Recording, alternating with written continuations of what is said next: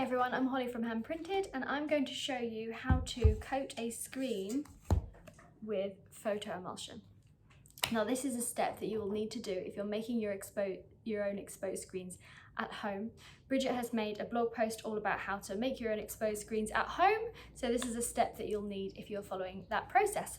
I have got here the Speedball photo emulsion, which is one of the ones that we sell at handprinted.co.uk, and it's the one that we teach with in the studio as well. Now, in order for this photo emulsion to work, I have to mix in some sensitiser. The sensitiser comes in a separate little bottle that you top up with water and then mix it in with your emulsion. That's what's going to make this work. I've got a date on the bottle here. That's when we mixed it up, on the 30th of June. We keep this in the fridge and then it keeps for 4 to 6 months. I'm going to be using a scoop coater. This is a 225mm scoop coater to fit one of our A4 screens. So your scoop coater should be just narrower than your screen because it needs to fit within the frame. It's no good if it's wider than your mesh. You can see that we've taped on the ends here of the scoop coater. If they're a little loose, you can tape them on, or you can super glue them as well if you want to. But when they come, they are removable, which can help with cleaning it. So this is a light sensitive process, so we need to work quite quickly. You don't need to work in a dark room because it's not so light sensitive that you can't do it in the light. But if you want to work in a space with subdued lighting, then that's fine. I'm going to pour it into my scoop coater. And you want plenty in there, you don't want it to run out halfway. So I really like to have the scoop coater half full or thereabouts. Always pop the lid back on the emulsion because we don't want unnecessary light getting into that pot. And now our scoop coater is ready to go. Before you coat your screen, you want to make sure that it is completely clean, free of any blockages and dust and fingerprints. You can give it a little bit of a degrease or a rinse. And different studios do this slightly differently. I like to hold the screen, because I'm right-handed, I like to hold the screen in my left hand, tilted back, and hold the scoop coater in my right hand and work up the screen like that. You want to make sure that your fingers are tucked underneath. I don't want them to go all the way around or they'll drag up the screen. So tuck your fingers, there's a ridge here, tuck your fingers just behind that ridge to make sure they don't interfere.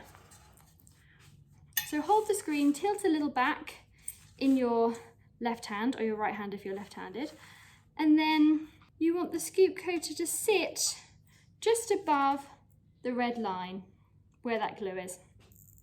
Tip your scoop coater a little until the emulsion starts to touch the mesh. When it does, drag it up the screen, and you can see the angle that I've got the scoop coater on is quite steep. When you get to the top, tip the screen back, give the scoop coater a little bit of a wiggle and swipe it off. That way you won't end up with a big drip. Now you can see that I've got a little bit of excess here. So I'm just going to go up the mesh with the scoop coater, and I'm just not going to tip it this time, I'm just going to hold it flat. And just collect any of that excess.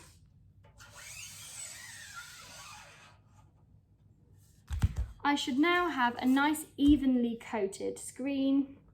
If you've got any flaws in it and you need to do it again, you can go back over with your scoop coater, have another go, you don't need to wash it off, and then just make sure you scrape off any excess. For some emulsions you will need to coat your screen twice.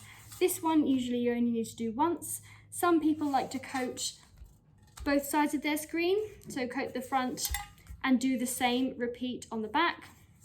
We don't usually with this emulsion in our setup, but you can if that works for you. I need to dry this screen completely in the dark, so we have a cupboard, a heated cupboard for them to dry. But if you're working at home, a cardboard box that is sealed off from the light will work perfectly well. Prop up your screen on a couple of little blocks so that the air can circulate around it, and preferably leave it overnight until you're ready to expose your design onto it. You can then continue to use the emulsion that's in your trough to coat more and more screens. When you're finished with all of your coating, this emulsion can go back into the pot. Use a spatula to get off all the excess because you can use it again. Make sure that you wash the trough and your spatula as soon as you can, because that emulsion is going to dry and harden if we leave it on there for too long, and then we risk ruining our nice, clean, sharp edge here. You really don't want any excess emulsion on that edge when you finish cleaning it, because it's going to drag lines up your next screen and cause you problems. So we want to keep this as clean as we possibly can. You can find this photo emulsion and its matching sensitizer, screens and scoop coaters at handprinted.co.uk. Happy printing!